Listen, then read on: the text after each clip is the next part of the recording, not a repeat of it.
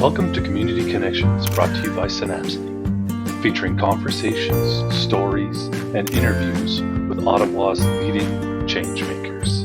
Enjoy this episode.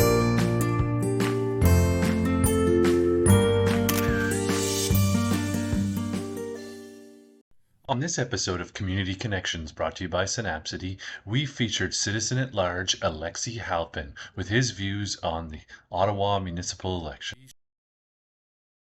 Today on Community Connections, we continue our spotlight on the 2022 Ottawa Municipal election as we welcome citizen at large Alexei Halpin. Alexei is a research associate at the Council of Canadian Academies and has worked as a research associate over at the University of Ottawa. He has been a longtime observer of municipal politics and he stays active and engaged in the community. Thanks for joining us, Alexei. Thank you. Thank you for having me. So we're going to talk about the municipal election. It's a very interesting one. Lots of new faces out there. We are set to see a new mayor and at least 11 brand new councillors. What are some overall sweeping things that have struck you so far in the election campaign? There are I think, three things that have stood out to me this time. Mind you, I've only really watched a couple of elections pretty closely, this one and the previous one. But the one thing is that I remember earlier in the election cycle, people were talking about how many councillors were going to be re-elected by acclamation. And then there were also news stories about how this was happening in Toronto a lot. And there are still news stories about how Ontario-wide there's a kind of lack of engagement, or a worrying lack of, let's say, competition for incumbent councillors and mayors and the like.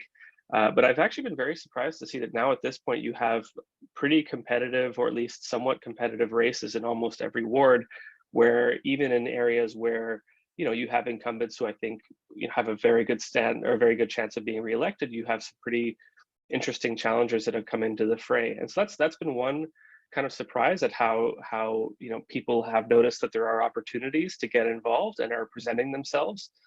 Even if they might not have a lot of experience or might have come in a bit late. The other thing I've been surprised about is kind of the tone of the mayoral campaign. I thought it would be more peaceful for longer, and I thought that it would be a little bit more acrimonious towards the end now. But it's been a little bit heated all throughout, and that's been a bit of a surprise for me, given who is participating. And finally, one thing that, and this is something that maybe I just didn't appreciate as much in the past, but I feel like the kind of partisan links between certain candidates for council and for mayor are a little bit more upfront this time, particularly on the side of either the federal Liberal Party or the Ontario Provincial Liberals and the NDP, where I feel like there's a little bit more of an explicit, either implicit or explicit, kind of link between certain candidates and the kind of actual big political parties in Canada, even though we don't have a party system at the municipal level. And so that's also been a bit of a surprise for me. Yeah, no, definitely. We were at the debate at the end of September, the mayoral debate on climate justice and the environment. Synapsity was helping to sponsor that. Very interesting conversations, but definitely, they got into it. I mean, there's a good amount of respect for the candidates. You definitely felt that, but the gloves came off a little bit through there, so that was interesting to see. Mm-hmm. So we've Well, heard especially thoughts. since, yeah. Sorry, So go we've ahead. heard thoughts around climate, transportation, housing, budget. What are some of the big issues for you that you're watching during this election? So yeah, it's the two biggest ones to me are among the ones you just said. I think it's transportation and housing. I think because of the role that the city has in, let's say, allowing new housing to be built. I mean, of course, there are other issues in terms of supply chain disruptions and the cost of materials and labor that keep us from building housing as quickly as we'd like. But the city does play a role in ultimately rubber stamping whether projects go ahead or not, and what type of projects go ahead. And so I think housing is a pretty big one, given the what happened to the housing, what has happened in the housing market, I'd say, in Ottawa for probably a decade now, but that really sped up in the past 3-4 years over the course of the pandemic, where affordability is becoming a huge issue. We're now, combined with with what's happening with interest rates and inflation, I think that there's going to be a real pressure on future municipal councils to allow more housing to be built to try to increase supply, particularly around all of this expensive transit infrastructure that we've had built recently. And so that's I think those things are kind of linked. To me, climate is kind of an overarching thing that I don't know if you can really, I mean, you can, I mean, and candidates are proposing like standalone, let's say, kind of climate policies in their planks, but to me, like climate goes hand in hand with pretty much everything that all the mayoral candidates are talking about in terms of housing and transportation. The other thing that I think I'm surprised hasn't been a bigger issue, but to me it is a big issue for the average voter is trust. And that's basically that there were a lot of low points for the previous iteration of council, I think. Some, maybe kind of not really their fault, but some self-inflicted. And I think back to, before the pandemic, a couple of fairly high profile instances of council, being, let's say, kind of contempt, like showing a bit of contempt for public delegations and things like that. Lots of issues around transparency, the LRT, not to mention what happened during the convoy. I think that a lot of people who maybe even didn't really pay attention or care too much about what was happening at city council, by the end of this year, are thinking like, what's going on there? And so I think that what I'm surprised to see is I'm surprised that the candidates haven't emphasized more issues of how they will rebuild trust with the people of Ottawa, and displayed that as part of their platform of being either having a lot of integrity or being very earnest in their interactions with the media. I think that's going to be a big thing, and that's going to be a way that I think, especially at some of these open races, that people are going to get votes is showing that they might be able to rebuild this trust between the city and the voters. Yeah, great points. I think that's important.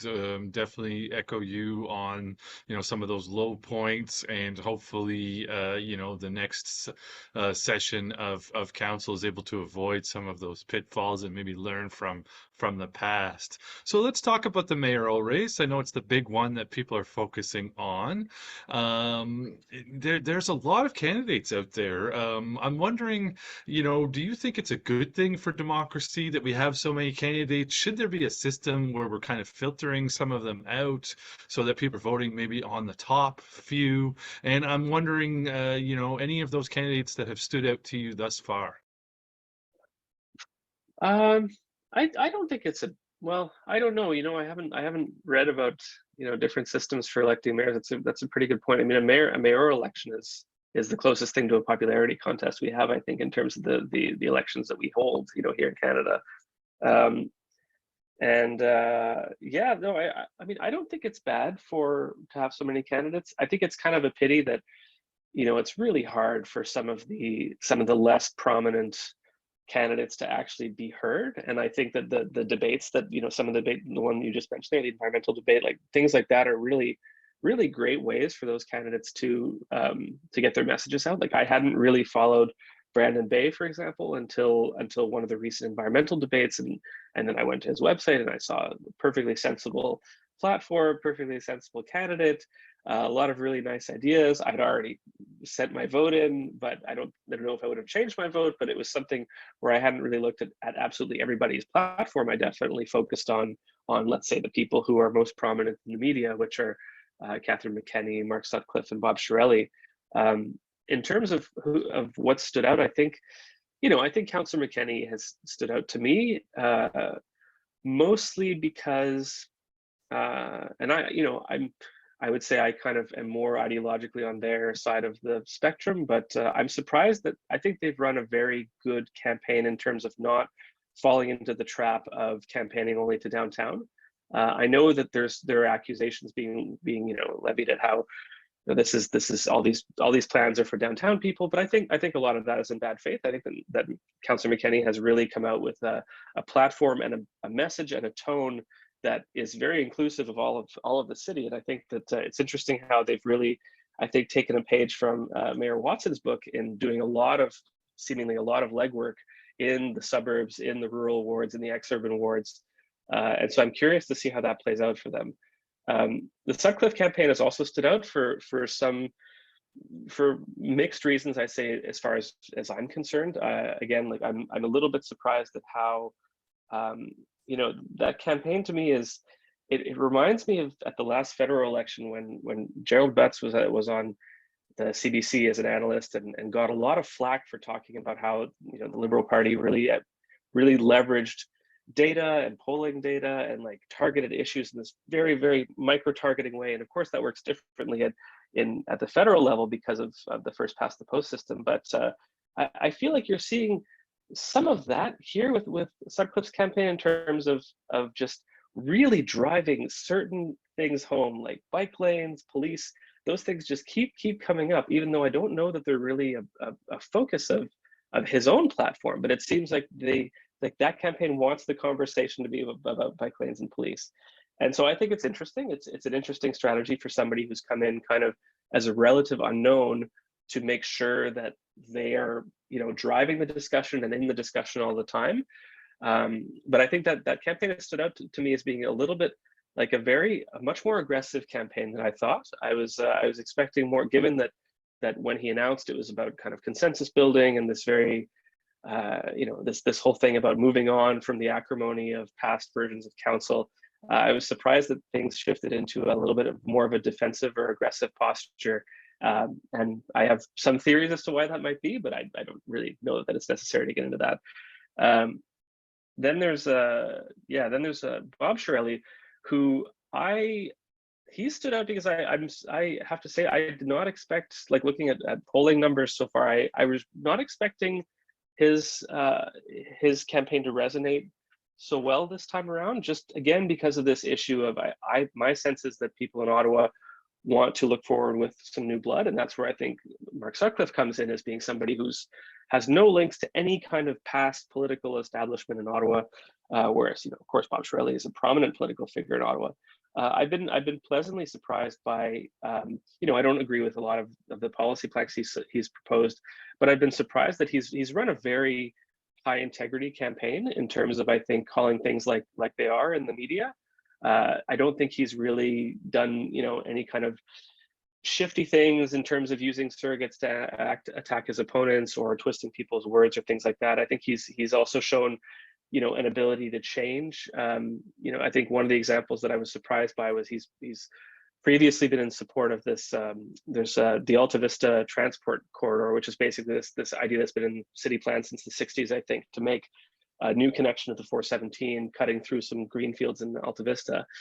And he was previously in favor of that. And then as part of this campaign, he said, no, we don't need a new expensive road project, which I think is, for kind of his, what I assume is kind of the demographic he's going for, this idea of no road projects are something that we need to put let's say tighten the belt on. I think that's not necessarily very popular.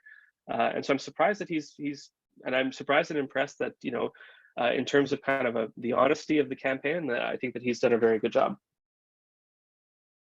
Yeah, no, absolutely. And that leads nicely into my next question. I'm wondering how you feel about, candidates running for office with little or no experience in municipal politics.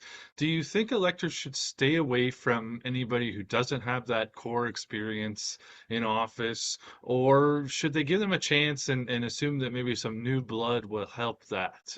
Any thoughts on sort of candidates' experience levels and what folks should think about that? Yeah, that's it's funny. Experience comes up, it can either be a liability or it can be an asset. And so I think that for candidates who are running for city council, I think not having experience isn't such a big deal. I mean, of course, city council has decades of experience. The unelected staff who work at city hall have tons of experience, and I think help out, new councillors. And I think that, again, you want council to reflect, many different work experience, life experiences, and things like that. And so I don't think you really want there to be a purely political path to a seat at City Hall. I know people talk about, starting at the kind of school trustee position and then using that to kind of, let's say, build up some recognition in your community and then use that as a gateway to City Hall. But again, that's also, being school trustee is a big responsibility that doesn't really allow you to quit your day job. And so it isn't really available, I think, to all, all possible candidates for city council. For the mayor, I think, I don't know. I do think that having some level of experience at City Hall is helpful, just because of at some point procedure matters. At some point, knowing how the committee systems work matters.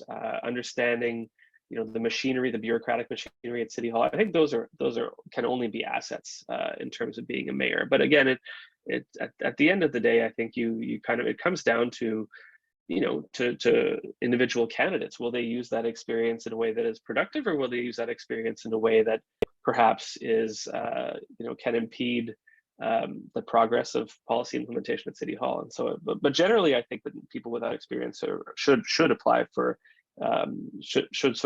present themselves as candidates in these types of municipal elections. Yeah, no, great points. You can't really say yes, experience, yes, no. There's benefits to having some new blood. There's benefits to knowing how the system works. I think folks kind of want a little bit of a mix of two. But no, some Mhm. great points. And everybody's going to be keenly watching the mayoral, sort of election. And obviously that's the one that sort of makes the headlines. But let's shift gears a little bit here. Let's talk a little bit about some of the wards. I know those are fairly exciting. Mhm. We did talk. We've got 11 wards where we're going to see a new councillor, and I'm wondering, what are you looking at in the wards? Are there any hotly contested wards that you're seeing? Are there any shoe-ins? Yeah, talk to us a little bit about some of the wards and what you're seeing out there. Sure. The information I have is somewhat anecdotal because I have a toddler at home and I don't get out all that much around the city. I'm pretty much in the 5-10 kilometer radius around my place in Kitchissippi Ward.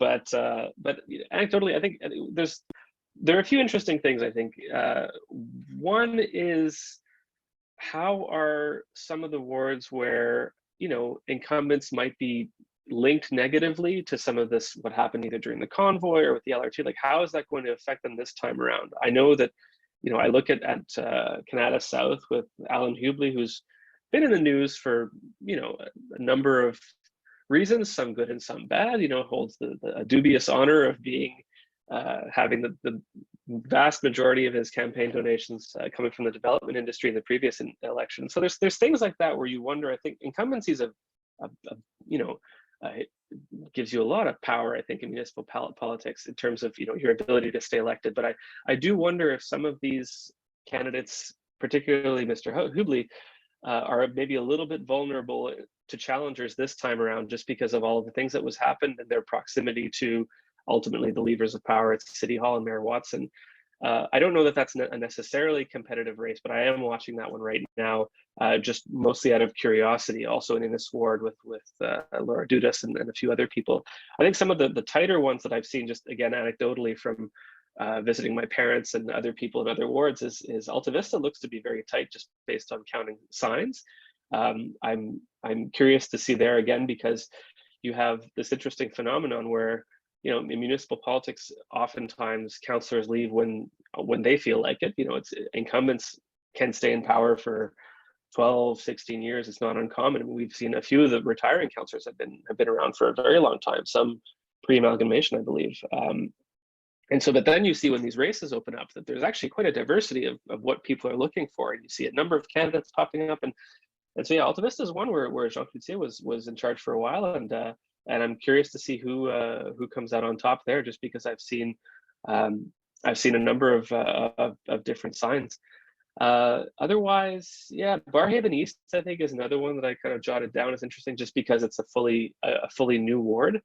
And again, like going from, it's hard to kind of project, what happens based on Jan Harder was the councillor for Barrhaven for so long, and it's really tough to say what's going to happen in the two new Barrhaven wards and whether you can make any inferences based on what happened in the recent provincial election.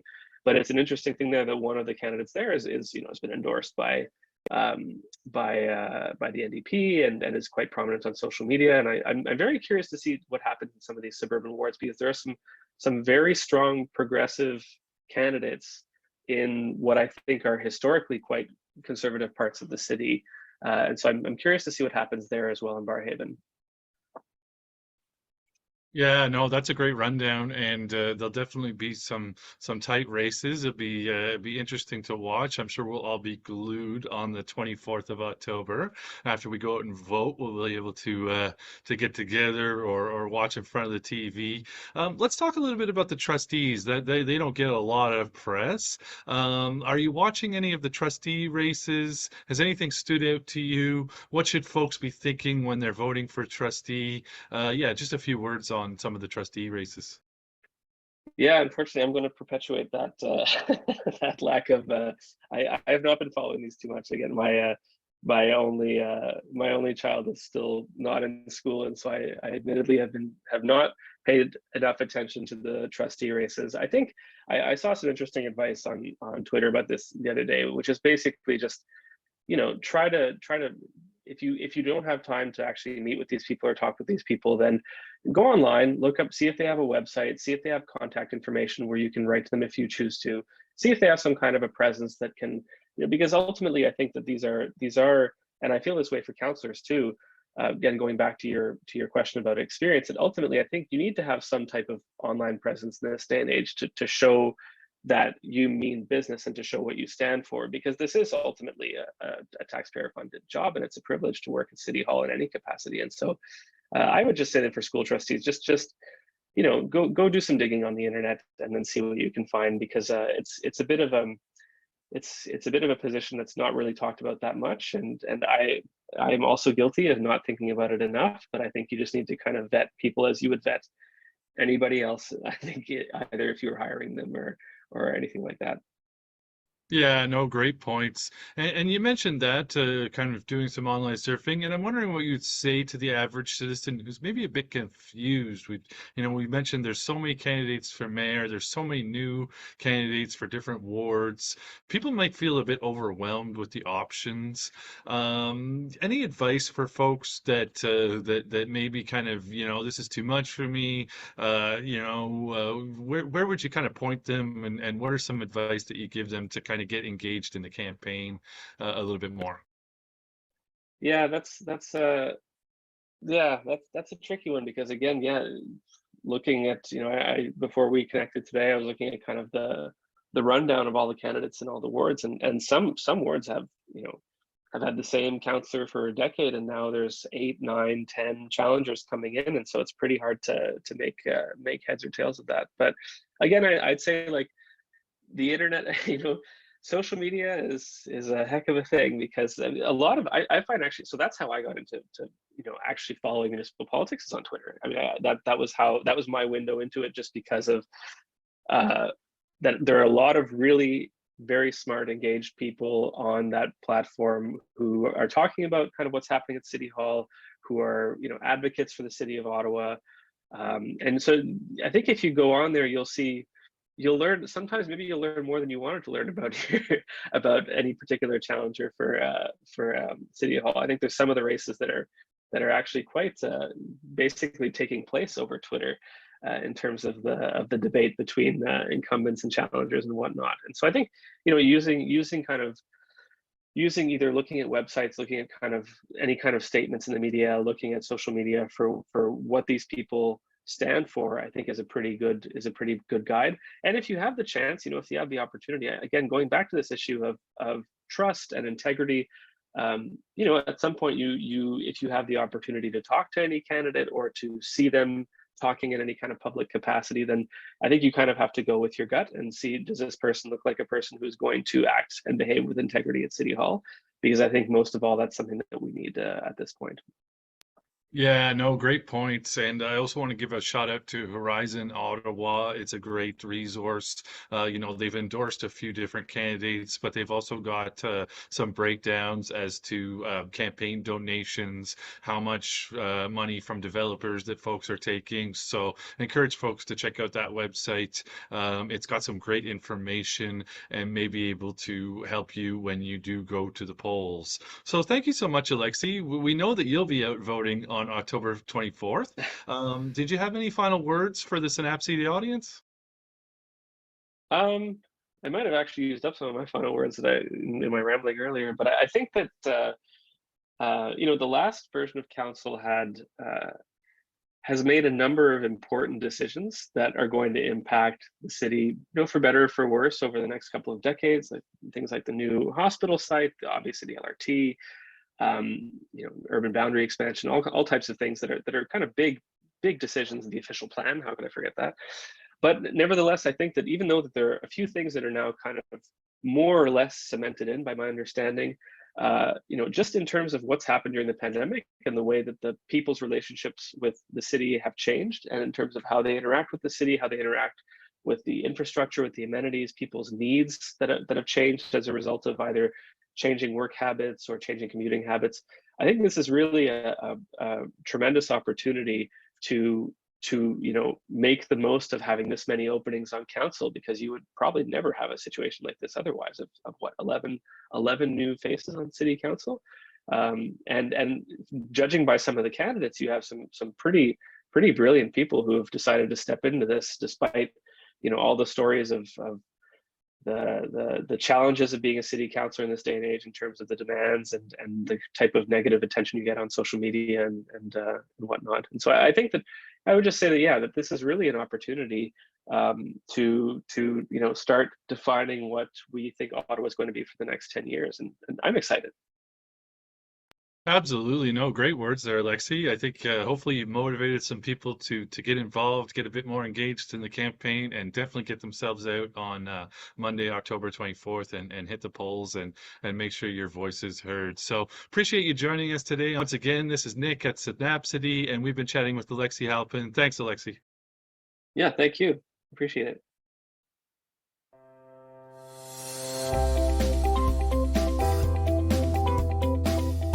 Thank you for watching Community Connections, brought to you by Synapse. Be sure to follow us on social media and subscribe to our YouTube channel for more content like this. Until next time, stay connected.